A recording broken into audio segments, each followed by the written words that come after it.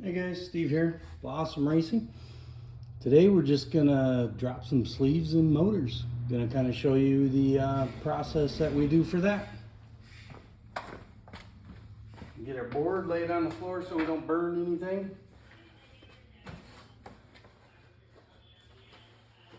Got an oven here, electric oven.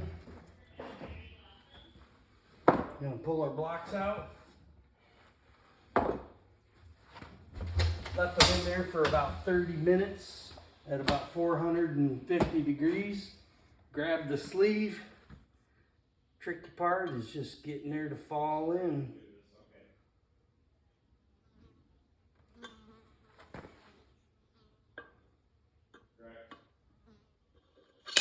Just like that. This one's gonna give me troubles. There it went. That's how we put the sleeves in. We got a lot of press on them, probably about 10 thou press.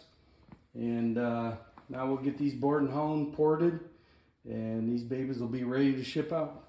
Thanks guys, take care, have a good one.